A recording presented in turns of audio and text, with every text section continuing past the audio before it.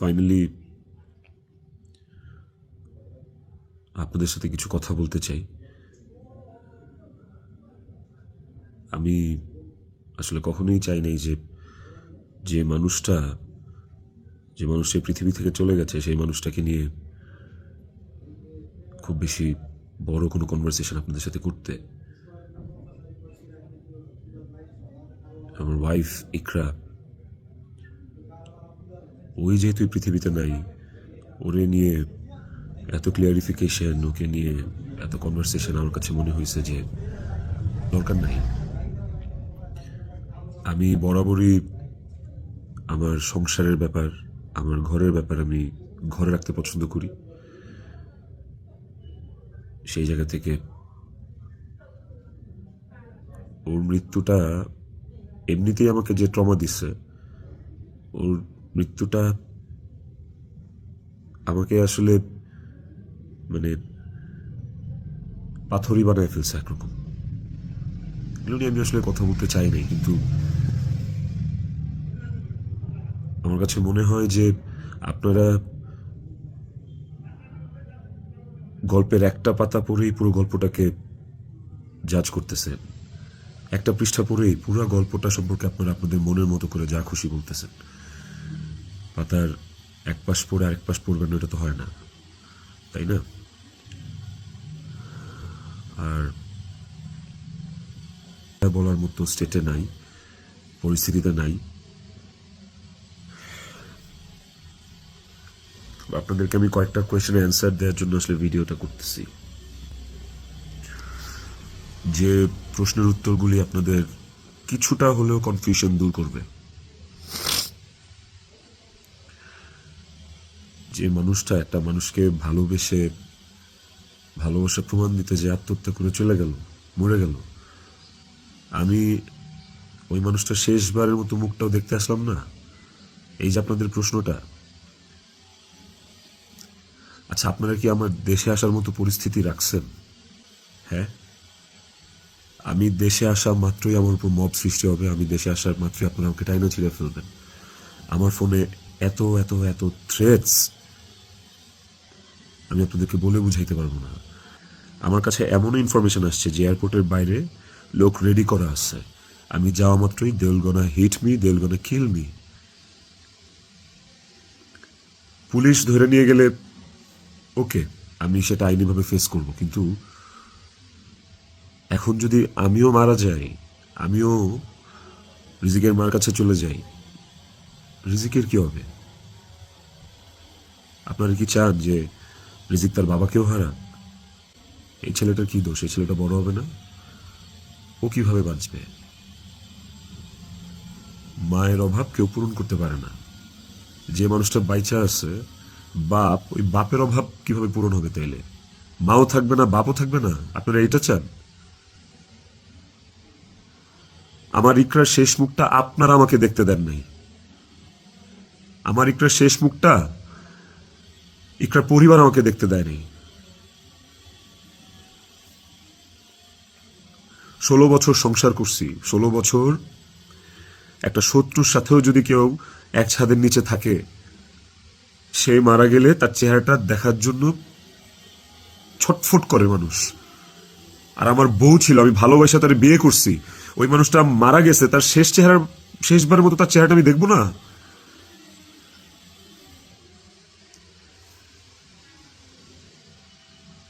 দেখেন, আমি না আসলে আপনাদের সাথে এখানে কোনো ফেক কথাবার্তা, মানে ফেক কান্নাকাটি, ফেক আপনাদের থেকে ইমোশন নেয়া, এগুলো নিয়ে কথা বলার জন্য আমি আসি না। আমি আপনাদেরকে আমার জায়গাটা আমি ক্লিয়ার করতেছি। আমি নাম হয়ে গেছি।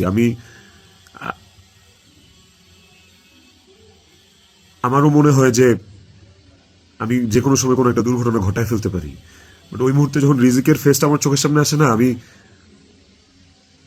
আমি নিজেকে শক্ত না করা ছাড়া আমি কোনো উপায় দেখি না। কারণ এখন আমার কাছে সবচেয়ে ম্যাটার করে রিজিকের লাইফ। ইকরা নাই, ওকে আর ফিরে আনা কোনোদিন সম্ভব না। আমার কাছে এখন সবচেয়ে বেশি প্রায়োরিটি হচ্ছে রিজিকের জীবনটা। আপনারা না রিজিককে ভালোবাসেন, আপনারা না রিজিককে নিয়ে অনেক কনসার্ন। এই যে এত এত গালি আর হেট্রেড আমাকে নিয়ে, এত কিছু, সব কিছুর অ্যান্সার আপনাদেরকে আমি দিব। তার মধ্যে একটা জিনিস আমাকে একটু হলেও স্বস্তি দিছে, সেটা হচ্ছে যে আপনারা রিজিককে নিয়ে অনেক কনসার্ন। তাহলে রিজিক তার বাবা হারাইলে আপনারা খুশি হবেন? আপনাদেরকে আরেকটা কথা বলবো, সেটা হচ্ছে যে আপনারা অনেকেই বলতেছেন যে এদিকে বউ মারা গেছে অথচ আমি আসতেছি না, নেপাল থেকে আসতে কয় ঘন্টা লাগে, নেপাল কি মঙ্গল গ্রহে নাকি, অনেক অনেক কথা বলতেছে। কন্টেন্ট ক্রিয়েটাররা ভিডিও বানাইতেছে যে নেপাল থেকে আসলে 1 ঘন্টা লাগে, এই লাগে সেই লাগে। ভাই আমি নেপালে 18 বার আসছি, আমি জানি নেপাল থেকে যেতে কতক্ষণ লাগে। কিন্তু নেপাল থেকে বাই রোডে বাংলাদেশে যাওয়ার কোনো সুযোগ নাই। ইন্ডিয়া হয়ে বাই রোড যাওয়া যায়, সেটাও লুকায় টুকায় যাওয়া যায়, অথবা ইন্ডিয়ার ভিসা থাকা লাগে। কিন্তু যেদিনের ঘটনা সেদিন আমি এমন কোনো চেষ্টা বা প্রয়াস বাদ রাখি নাই যে নেপাল থেকে বাংলাদেশে যেন আসা যায়। সেটা বাংলাদেশ নেপাল ডিরেক্ট ফ্লাইট হোক, ছিল না।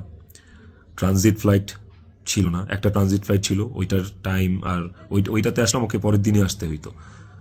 তারপর আমি বিজনেস ক্লাস ট্রাই করছি, যে কোনো ট্রানজিট ফ্লাইটে বা নেপালের ফ্লাইটেই কোনো বিজনেস ক্লাস আছে কিনা। আমি অনেকভাবে চেষ্টা করছি যে সামহাও বাংলাদেশে আমি ঢুকতে পারি কিনা। বাট ওই দিন, যেদিনের ঘটনা, ওই দিন আমি কোনোভাবেই টিকিট ম্যানেজ করতে পারিনি। এটা হচ্ছে যেদিনের ঘটনা, সেদিনের কথা বললাম। আর এরপরের দিন আপনারা যে বলতেছেন যে শেষ দেখাটাও দেখলাম না, আসলাম না, এই না সেই না, আমি টিকিট কাটছিলাম। কারণ ওই টিকিটটা ছাড়া অন্য কোনো টিকিটে আসলেও আমাকে দেরি করে আসতে হইতো। সো সবচেয়ে ফাস্টেস্ট টিকিট ছিল এটাই, বাংলাদেশ বিমানের কাঠমান্ডু টু ঢাকা, বাংলাদেশ বিমানের কাঠমান্ডু টু ঢাকা। দেখেন এখানে লেখা আছে 1 মার্চ, এই যে 1 মার্চ। আমি টিকিট কেটে ইমিগ্রেশন পার করেও চলে আসছি। তারপরে যেটা হয়েছে, আমার কাছে ইনফরমেশন আসছে যে এয়ারপোর্টে এভরিথিং ওয়াজ রেডি। আমি ঢুকা মাত্রই আমাকে হিট করবে বা আমাকে পুলিশের হাতে পড়ার আগেই আমাকে যা করার করবে। তো ওই অবস্থায় তো আমি দেশে ঢুকবো না।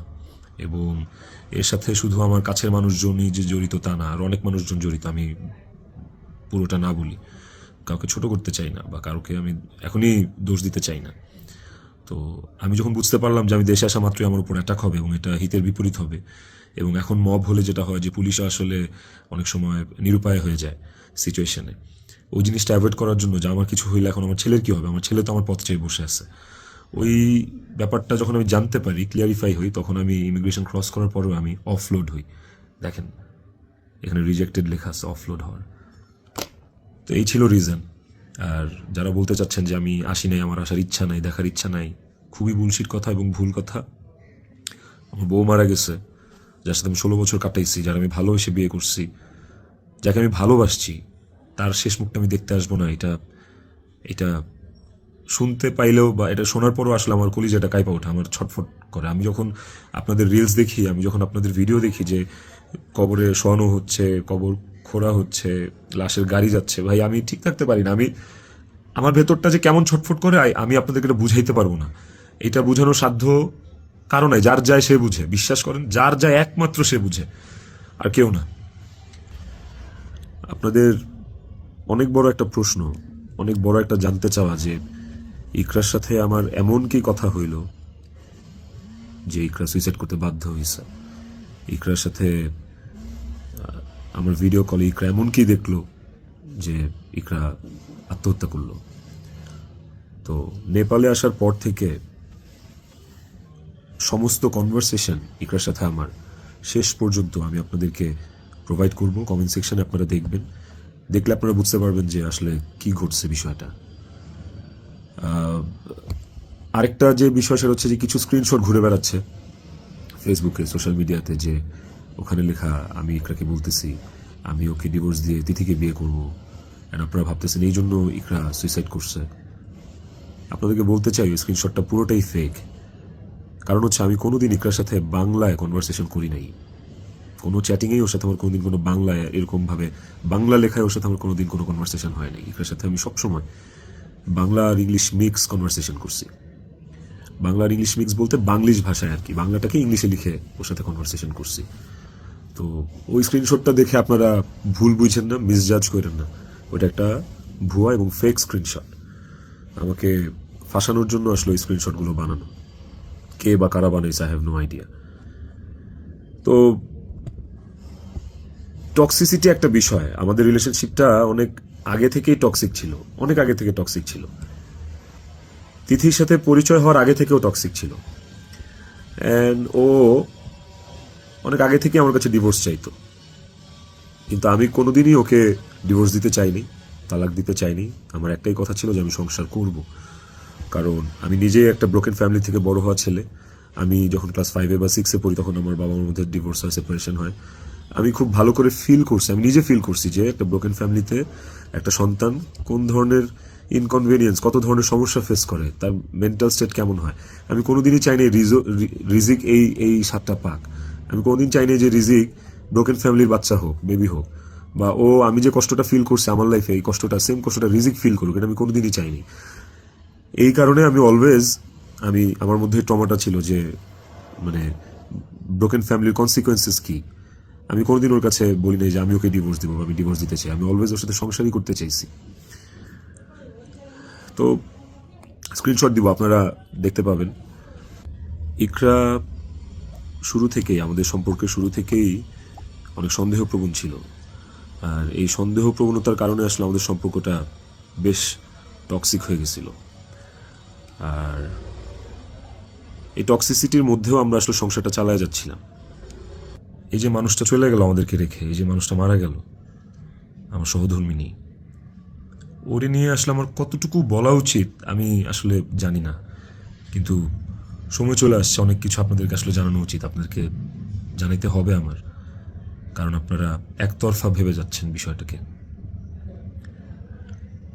ওর কিছু বদভ্যাস ছিল, ওর জেনুইন কিছু বদভ্যাস ছিল যেগুলো আসলে ওকে আরও ক্রেজি করে ফেলছে, যেগুলো ওকে আরও মানে এমনি তো বাইরের মানুষ থেকে ট্রিগার্ড হইতো, ওই জিনিসগুলো ওকে আরও পেয়ে বসতো আর কি। এই বিষয়গুলো আসলে আমি জাস্ট মুখের কথা বলতেছি না, আমার কাছে প্রমাণ আছে। ইভেন আমি আপনাদেরকে এগুলো সব শেয়ার করব পরের ভিডিওতে উইথ ডকুমেন্টস জানো। ইকরা ট্রিগার্ড হয়েছে, কিন্তু সেটা আমি করি নাই। ইকরা ট্রিগার্ড হয়েছে আমারই কিছু ভাই ব্রাদার, কিছু কাছের মানুষ, যারা ওর আমার দুজনেরই কমন সার্কেল, যাদের সাথে ইকরার আমি দুজনই খুব ইন্টিমেট ছিলাম। ওরা ডে বাই ডে ওকে ট্রিগার করে করে আজকে এই জায়গায় নিয়ে আসছিল। এবং এই মানুষগুলা তো থার্ড পার্সন আমার জীবনে। একটা সংসার তখনই টক্সিক হয় যখন বাইরের মানুষরা ওই সংসারের মধ্যে ইনভলভ হওয়া শুরু করে, বাইরের মানুষগুলা ওই সংসারে হাজবেন্ডকে বা ওয়াইফকে ট্রিগার করা শুরু করে। তো এই মানুষগুলো সম্পর্কে আমি পরে অন্য একটা ভিডিওতে হয়তো বলবো, বা এই মানুষগুলো সম্পর্কে ওরা যারা নিজেদেরকে কাকরাইল মসজিদের ইমাম সাহেব মনে করে আমার সংসারে ইন্টারফেয়ার করছে, তাদেরকে নিয়ে পরে কথা বলবো উইথ প্রুফ। কিন্তু এখন আসলে আমি এইসব বিষয়ে বা অন্য কাউকে এক্সপোজ রিভিল করার মতো আসলে মেন্টাল পরিস্থিতিতে নাই। আমি কতটুকু গুছায় কথা বলতে পারতেছি আমি সেটাও জানি না, কিন্তু আমি ইকরাকে সুইসাইড করতে ট্রিগার করি নাই, শি ওয়াজ ট্রিগার্ড। এবং এই বিষয়টা আপনারা, আমি যে স্ক্রিনশটগুলো প্রোভাইড করবো, ওই স্ক্রিনশটগুলো দেখলে আপনারা বুঝবেন, যেখানে একটিবারের জন্য আমি ওকে কোথাও বলি নাই যে আমি ওর সাথে থাকবো না। আর আমার পুরো কনভারসেশনে আমি কখনো ওকে গালিগালাজ করি নাই, আপনারা সেটা পাবেন না। বরঞ্চ ও আমাকে অনেক গালিগালাজ করছে, অনেক উল্টাপাল্টা কথা বলছে, অনেক থ্রেট দিচ্ছে, অনেক কিছু করছে। তো আমি ট্রিগার করি নাই, আমি অন্তত চাই নাই যে ও সুইসাইড করুক। আমার কাছে ইকরা শুধু আমার ওয়াইফ ছিল না, আমার কাছে এত টক্সিসিটির পরে এসেও ইকরা আমার কাছে আমার সন্তানের মা ছিল। এটা আমার কাছে অনেক বড় একটা ব্যাপার ছিল। আপনাদের আরেকটা বড় প্রশ্ন বা জানার ব্যাপার ছিল যে ইকরার মৃত্যুর আগে ওর ভিডিও কলে ও এমন কি দেখছে, বা আমি এমন কি বলছি ভিডিও কলে যে কারণে ও বাধ্য হয়েছে সুইসাইড করতে। আপনাদেরকে যে স্ক্রিনশটটা দিব, ওই স্ক্রিনশটটাতে আপনি নিচে গেলে দেখতে পারবেন যে একটা কনভারসেশনের পরে ওর সাথে আমার একটা 22 সেকেন্ডের ভিডিও কল। ওই 22 সেকেন্ডের ভিডিও কলটার বিষয় বলি। ও আমাকে কল দিচ্ছে, আমি ফোনটা ধরছি, ধরার পর ও আমাকে বলছে যে আমার শেষবারের মতো দেখে না, আমার আর জীবনে কোনোদিন দেখবি না। তো ওর ওই কথাটা শোনার পরে আমার কাছে মনে হয়েছে যে আমি খুব ঘাবড়ে গেছি, আমি ভয় পেয়ে গেছি যে নিশ্চয়ই কোনো একটা দুর্ঘটনা ঘটবে। সাথে সাথে আমি আমার অ্যাসিস্ট্যান্টকে কল দিচ্ছি যে ম্যাডাম পাগলামি করতেছে, ম্যাডাম রে তাড়াতাড়ি যা দেখ ম্যাডাম কি করতেছে, তাড়াতাড়ি পাগলামি করতেছে। ওই অ্যাসিস্ট্যান্টের সাথে কথা বলার সময় আমার ফোনে ওই কথা বলা অবস্থাতে আরেকটা ভিডিও কল আসছে। অ্যাসিস্ট্যান্টকে আমি হোয়াটসঅ্যাপে কথা বলতেছিলাম, মেসেঞ্জারে আমার ভিডিও কলটা আবার আসছে ইকরার থেকে। তো অ্যাসিস্ট্যান্টের সাথে কথা বলতে বলতে ওই কলটা রিসিভ করতে পারি নাই। অ্যাসিস্ট্যান্ট ততক্ষণে ম্যাডামের ওখানে গেছে, আর আমার কলটা যেহেতু আমি ধরতে পারি নাই, তারপর আমি অ্যাসিস্ট্যান্টের সাথে কথা শেষে আমি নিজে কল ব্যাক করছি। তারপর আর ওই কল ওখান থেকে আর কখনো রিসিভ হয় নাই। তো আমার কথা হচ্ছে যে আমার কথা ভাবে নাই, মানলাম। আমার ছেলেটা রিজিক পর্যন্ত যে ওকে গেটে ধাক্কা দিছে, নক করছে, বলছে যে মা দরজা খুলো, মা দরজা খুলো। রিজিকের কণ্ঠস্বরটা কি ওর কানে যায় নাই? রিজিকের প্রতি ওর একটু মায়া কাজ করে নাই রিজিকের কথাটা শোনার পরে? তো এই ভিডিও কলের বিষয়টাও আপনাদেরকে আমি ক্লিয়ার করলাম। আই হোপ আপনারা স্ক্রিনশট দেখলে বুঝতে পারবেন। এবার আসে নেপালের শুটিং প্রসঙ্গ।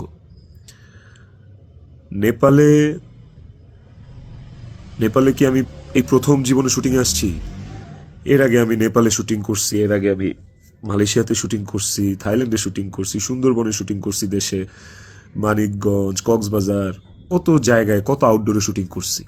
তিথিও ছিল অনেক শুটিংয়ে। ওইসব শুটিংয়েও কিন্তু আমার আশেপাশের মানুষগুলা যারা প্রিটেন্ড করতো যে তারা আমার শুভাকাঙ্ক্ষী, বাট অ্যাকচুয়ালি তারা আমার শুভাকাঙ্ক্ষী না, ওই মানুষগুলা কিন্তু তখন ইকরাকে অনেক ট্রিগার করতো। কই, তখন তো ইকরা এই ধরনের কোনো স্টেপ নেয় নাই, তখন তো আত্মহত্যা করে নাই। আপনারা ইকরার আর ইকরার বান্ধবীর স্ট্যাটাস, সরি কি বলে ওটাকে, স্ক্রিনশট বোধহয় পড়ছেন। ওখানে কিন্তু ইকরা নিজেই স্পষ্ট লিখছে যে ও এইসব মানুষের কথাবার্তা নিতে পারতেছে না, গত 3 বছর ধরে ও এইসব মানুষের ট্রিগার আর সহ্য করতে পারতেছে না। ওর নিজের কথা ও নিজে লিখছে, আপনারা পড়ছেন। তো কিভাবে বলেন যে আমার ইকরাকে আমি মেরে ফেলছি? আমার ইকরাকে এইসব মানুষ মেরে ফেলছে, এরা মেরে ফেলছে ট্রিগার করতে করতে, ওর কান ভরতে ভরতে। ইকরা ওয়াজ সো সফট হার্টেড। ও বাইরে থেকে অনেক শক্ত, কিন্তু ভেতরে খুব নরম একটা মানুষ ছিল। ওকে খুব সহজে ম্যানিপুলেট করা যাইত। ও মানুষের কথা বিশ্বাস করতো, কারণ ও খুব সহজ সরল ছিল। তো এই আশেপাশের মানুষগুলো এই সুযোগটাই আসলে কাজে লাগাইছে, আশেপাশের মানুষগুলো এই চান্সটাকেই আসলে ইউটিলাইজ করছে। আপনারা অনেকেই বলতেছেন যে বউ ডিপ্রেশনে আছে আর জামাই নেপালে গার্লফ্রেন্ডের নিয়ে ফুর্তি করতেছে, বার্থডে উদযাপন করতে গেছে, এই ধরনের কথাবার্তা আপনারা অনেক বলতেছেন। দেখেন, এই নেপালে শুটিংয়ের আসার কিছুদিন আগে আমার নিজেরও বার্থডে ছিল।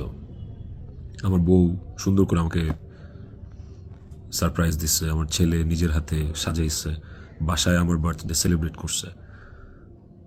তাইলে কি আমার বউ ডিপ্রেশনে ছিল?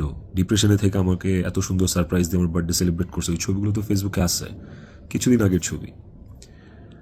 আর নেপালের যে বিষয়টা, তার আগে বলি যে আমরা যারা ইন্ডাস্ট্রিতে কাজ করি, আমাদের যখন কারো জন্মদিন থাকে সেটের, সেটা যেই হোক, সেটা হিরো হোক, হিরোইন হোক, ডিরেক্টর হোক, প্রডিউসার হোক, একটা মেকআপ আর্টিস্ট হোক বা একটা প্রোডাকশন বয় হোক, আমাদের শুটিং সেটে যখন কারোর জন্মদিন থাকে, আমরা সবাই শুটিং টিম থেকে, শুটিং ইউনিট থেকে তার জন্মদিনটা সেলিব্রেট করার চেষ্টা করি। কারণ আমরা সবাইকে ফ্যামিলি মেম্বার মনে করি। কেক কাটি ওই মানুষটাকে খুশি করার জন্য। তো ওই শুটিংয়ের মধ্যে, নেপালের শুটিংয়ের মধ্যে তিথির জন্মদিন, একটা অ্যাক্টরের জন্মদিন, আমাদের নায়িকার জন্মদিন, ওইটা কেক কেটে সেলিব্রেট করাটা কি দণ্ডনীয় অপরাধ আমার জন্য? আর আমি তো সেলিব্রেট করি নাই, আমার তো সেলিব্রেশন ছিল না, পুরো ইউনিট সব কিছু অ্যারেঞ্জ করছে। আমি একটা কেকও দেই নাই, আমি একটা গিফটও দেই নাই ওকে। যে যার যার মতো গিফট দিচ্ছে, কেক আনছে, সুন্দর করে সবাই মিলে ইউনিটের পক্ষ থেকে আমরা ওর বার্থডেটা সেলিব্রেট করছি। এবং ওর বার্থডেটা যে সেলিব্রেট করছি সেটাও চেষ্টা করছি খুব লোকিভাবে করার। স্টিল অনেকে ছবি তুলছে, দিছে, বাট আমার কাছে মনে হয়েছে যে এই জায়গায় তিথির জায়গায় বিধি থাকতে পারতো, এই জায়গায় আমি থাকতে পারতাম, এই জায়গায় অনেকেই থাকতে পারতো। ধরেন এই নেপালের শুটিংয়ে আসার কিছুদিন আগে আমার জন্মদিন ছিল, তখন আমি একটা শুটিংয়ে ছিলাম, সেই শুটিংয়ে আমার জন্মদিন কেক কেটে উদযাপন করছে সেটে। তো আপনারা কি বলবেন যে আমার জন্মদিন উদযাপনের জন্য ওই দিন শুটিং রাখা হয়েছে, শুটিং করা হয়েছে? আর নেপালের মতো একটা আউটডোর শুটে এমনি যাওয়া যায় না। একটা আউটডোর শুটের অনেক প্ল্যান লাগে, যেটা 1-1.5 মাস আগে থেকে করা লাগে। যে আউটডোর শুটের স্ক্রিপ্ট থাকা লাগে, অনেক কিছু আছে, আর্টিস্টদের স্কেডিউল, অ্যাকোমোডেশন, ট্রান্সপোর্টেশন, টিকিট, অনেক কিছু থাকে। সো বার্থডে উদযাপন করার জন্য নেপাল গেছি, এই এই কথাটাও আসলে যারা ইন্ডাস্ট্রি তারা আসলে এই কথাটা বলতে পারে না, বাইরের মানুষদেরকে আমি আর কি বলবো। তো এই বিষয়টাও আপনাদেরকে ছোট করে একটু ক্লিয়ার করলাম। আই হোপ এই জিনিসটাকেও আপনারা সহজ এবং সরলভাবে দেখবেন, এটাকে খুব জটিলভাবে দেখার কিছু নাই। আপনারা অনেক জায়গায়, অনেক ছবিতে, অনেক পোস্টে হয়তোবা দেখে থাকতে পারেন যে ইকরা এবং তিথি একই সাথে আছে, একই জায়গায় আছে, হয়তোবা কোনো পার্টিতে বা কোনো কফি শপে বা যে কোনো আড্ডায়। এরকম অনেক অনেক মোমেন্টস আমাদের একসাথে আছে, আমিও ছিলাম। এই আমার জন্মদিনে, আমার এই বছরের আগের বছরের জন্মদিনে সবাই ইনভাইটেড ছিল, সেখানে তিথিও ইনভাইটেড ছিল। যদি বিষয়টা এতটাই টক্সিক হইতো তাইলে কি এই জিনিসটা এত সহজ হইতো একটা মেয়ের জন্য যে তার হাজবেন্ডের একটা মেয়ের সাথে রিলেশন, সেই মেয়েটাকে তার বার্থডেতে ইনভাইট করে তার সাথে কফি খেয়ে তার সাথে আড্ডা দিয়ে, জিনিসটাকে কেমন না বিষয়টা? এবং সেটা তো একবার দুইবার না, একাধিকবার। তিথির বিষয়টা নিয়ে যদি বলি, দীর্ঘদিন একসাথে কাজ করার কারণে, একসাথে স্ক্রিন শেয়ার করার কারণে আমাদের ইন্ডাস্ট্রিতে একটা আর্টিস্টের সাথে একটা আর্টিস্টের ভালো বন্ধুত্ব, ভালো বন্ডিং হইতেই পারে। তিথির সাথেও আমার খুবই ভালো একটা বন্ডিং ক্রিয়েট হয়েছিল এবং একটা নির্ভরশীলতার জায়গা আমাদের মধ্যে ছিল। তার মানে এই না যে আমি ইকরাকে ডিভোর্স দিয়ে তিথিকে বিয়ে করব, এই কথা না আমি কোনোদিন ইকরাকে বলছি, না তিথি কোনোদিন আমাকে এই কথা বলছে। সো এইটাকে এত জাস্টিফাই আপনারা করতে পারেন না। আই হ্যাভ প্রুভ, আমি আমি আমি কয়েক জায়গায় লিখছি যে তুমি আমার ওয়াইফ, ইকরাকে, যে তুমি আমার ওয়াইফ, তো আমার লাইফে ওয়াইফ একটাই, and it is you, and আমি তোমাকে ডিভোর্স দিব না, আমি তোমার সাথে সংসার করতে চাই। কয়েকবার এই কথা আমার কনভারসেশনে লেখা আছে, আপনারা দেখবেন। তিথির প্রতি এই সুন্দর একটা নির্ভরযোগ্যতার জায়গা তৈরি হওয়ার পেছনে যে কারণটা, সেটা হচ্ছে যে চারপাশে এত এত ভুল মানুষ দেখছি, চারপাশে এত এত কি বলে এটাকে, দুধের মাছি আমি পাইছি এই বিগত বছরগুলোতে। ওকে আমার কাছে অনেস্ট মনে হয়েছে, ওকে আমার কাছে ডেডিকেটেড মনে হয়েছে, আমার কাছে মনে হয়েছে যে অন্তত এই মানুষটা আমার জন্য ক্ষতিকারক না। তো যখন আপনি আপনার সারাউন্ডিংসে এরকম একটা মানুষ পাবেন যে মানুষটা আপনার জন্য ক্ষতিকারক না, ডেডিকেটেড, এবং এবং যার সাথে আপনার মেন্টালিটি ম্যাচ করে, ওই মানুষটা সাথে আপনার ভালো বন্ডিং হওয়াটা খুব স্বাভাবিক। শুধু আমার না, আর অনেকের এরকম হয়। আমার এখন যেটা মনে হইতেছে সেটা হচ্ছে যে ইকরা আমার কাছে যতবার ডিভোর্স চাইছে, ও যতবার বলছে যে আমাকে ডিভোর্স দিয়ে দাও, আমার আসলে ওকে ডিভোর্স দিয়ে দেওয়া উচিত ছিল, তাইলে অন্তত ইকরা তো বেঁচে থাকতো। একটা টক্সিক সম্পর্ক ধৈরা বাইন্ধা টাইনা হেঁচড়া টিকায় রাখার থেকে আসলে ওই সম্পর্কটা না থাকাই ভালো। অন্তত মানুষগুলো তো জীবিত থাকতো। দেখেন, ইকরা মারা গেছে, ইকরা একা মারা যায়নি, ইকরার সাথে আমাকেও নিয়ে গেছে। আমি আমি এখন একটা জিন্দা লাশ। পৃথিবীতে পৃথিবীতে সবচেয়ে বড় শাস্তি কি হইতে পারে? আমি যদি ফাঁসিতেও ঝুলি, ওটা আমার কাছে কোনো পানিশমেন্ট না, শাস্তি না। আমাকে যদি আপনারা মব করে মাইরেও ফেলেন, সেটাও আমার জন্য শাস্তি না। আমি আমার শাস্তি পায়া গেছি, এবং এই যে জিন্দালাশ হয়ে বেঁচে থাকাটা, এটা আমাকে সারা জীবন বয়ে বেড়াইতে হবে। ওর অভাব আমার সারা জীবন ফিল করতে হবে। আমার নিজের জন্য বাঁচার আসলে আর কিছু নাই। আমি আমার শাস্তি পায়া গেছি। আমি আমি এর চেয়ে বড় কোনো শাস্তি হইতে পারে না যে আমি একটা জীবিত লাশ হয়ে সারাটা জীবন পার করব। বিশ্বাস করেন, আমার দম বন্ধ হয়ে আসে, আমার নিঃশ্বাস বন্ধ হয়ে আসে। আমি আমি আমি 5 মিনিট পর পর আমি উন্মাদ হয়ে যাইতেছি। বাট ইভেন আমি আমি সুইসাইড করার অনেক চিন্তা ভাবনা করতেছিলাম। বারবার মনে হচ্ছিল যে আমি ইকরার কাছে চলে যাই, ইকরা আমাকে ডাকতেছে। কিন্তু যখনই রিজিকের চেহারাটা চোখের সামনে ভাইসা ওঠে না, ওই মুহূর্তে আসলে আর আর কিছু মাথায় কাজ করে না। মনে হয় যে না না না না, আমি করতে পারবো না, রিজিকের জন্য আমার বাঁচতে হবে। আপনারা প্লিজ প্লিজ রিজিকের জন্য হইলেও আমারে বাঁচতে দেন, আমারে দেশে আসতে দেন প্লিজ। আপনারা যদি রিজিককে ভালোবাসেন, আমাকে একটা সুযোগ দেন রিজিকের যোগ্য পিতা হয়ে দেখানোর। আমি ওকে একটা সুন্দর জীবন দিতে চাই। আমি ওর মায়ের অভাব পূরণ করতে পারবো না, কিন্তু আমি ওকে আমার বাবার ভালোবাসা থেকে, ওর বাবার ভালোবাসা থেকে বঞ্চিত করতে পারবো না। আমি চাই না, আমি ওকে ওকে একটা আদর্শ বাবা হয়ে দেখাইতে চাই। আমার সন্তানটা আমার সাথে খুব কানেক্টেড, যারা আমার কলিগ তারা দেখছে, তারা জানে যে আমার ছেলেটা আমার জন্য কি পরিমাণ ক্রেজি, পাগল। আমাকে আমার ছেলের কাছে যাইতে দেন আপনারা প্লিজ, ও আমার জন্য অপেক্ষা করতেছে। ওকে ওকে আমি মানুষের মতো মানুষ করতে চাই, ওকে আমি পৃথিবীতে সুখের একটা জীবন দিতে চাই, প্লিজ। আইনের প্রতি আমার শ্রদ্ধা আছে।